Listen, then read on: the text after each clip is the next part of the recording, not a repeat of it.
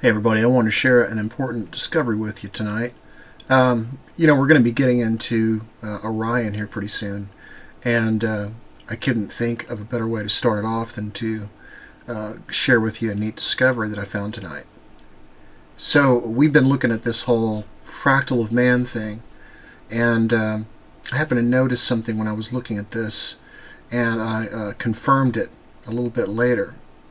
But if you know, right, we'll see where the vortex is happening here. Vortex is happening as each smaller man. You notice that we're going right through the pineal gland here. So we can just keep going smaller and smaller through these pineal glands. Here's what I noticed.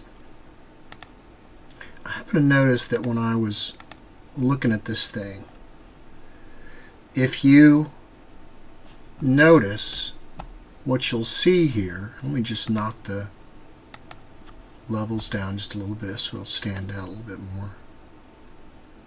There we go. You're going to notice that this right here, this part of the corpus callosum, this white area, here is your thalamus right here. And this, of course, this eye comes down right here. So what you have is you have this open area right here. And if you notice, if you look a little bit closer, you'll notice that what it actually kind of creates is this, kind of creates this dark triangle right here. From here to here to here. And so that's going to be present in every brain. When you take a look in the brain, you're always going to see a gap right there because that's where the pineal gland is. Well, here's the really interesting thing that I noticed. So, and this is kind of how all this works when you start looking at nature, because nature actually communicates to you symbolically. So I happened to notice that the angle of that dark triangle there looked very similar. So I happened to pull up the Orion Nebula because I know that the Orion Nebula is also a brain, and I use it kind of as a master key for everything. And if you notice, right in the center of the Orion Nebula is that bright yellow triangle that you see. And right in the middle of that triangle is the vortex that I found a year before NASA, based on art that was found in cathedrals where people had pulled from the collective unconscious.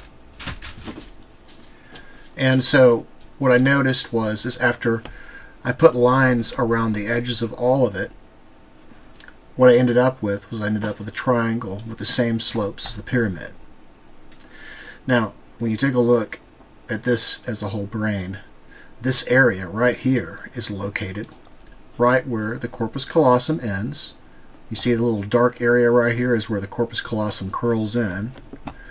And so that's the same area that I was just showing you right here. So here's your corpus callosum coming around, and you saw that dark area in the Orion Nebula. Let's just take a look at it again.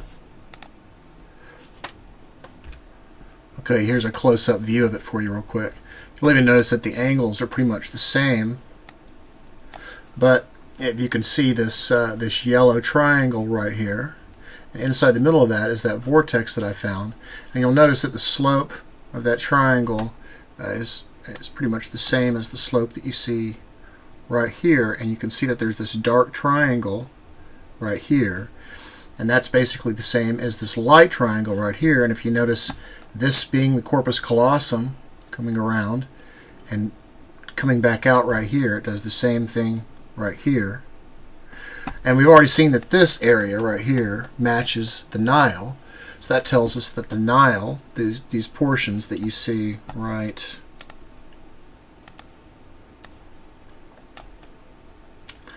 from, back out just a little bit.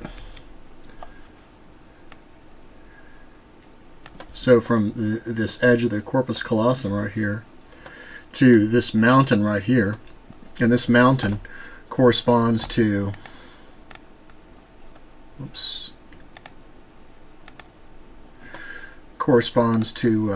this right here, which would be the mountain right here that you see. And it also corresponds to, on the brain, You can see I'm testing the Nile right here. So right here, this triangle, and here's your pineal gland right in the center, just like we saw in the Orion Nebula. But that triangle is right here, and basically it's where the thalamus starts. And I ran sacred geometry, used a golden rectangle on this as well. So it's at the very edge of the corpus callosum here, where the thalamus pretty much ends right here, and then settled on the midbrain right here, it creates this this triangle. And there's a recent video I put out saying that the pineal gland, it corresponds to a black hole. You know, regardless of what we call a black hole, for lack of better terms, that's what I used. But the bottom line is to show you that it's a vortex.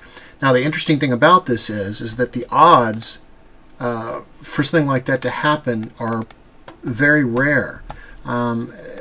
I guess if I were to take a guess on how to calculate the odds on this, I would say that if you threw 3 sticks on the ground, and first of all, the idea that we have a triangle sitting out there in the middle of that nebula is very odd. You don't see that kind of thing happen.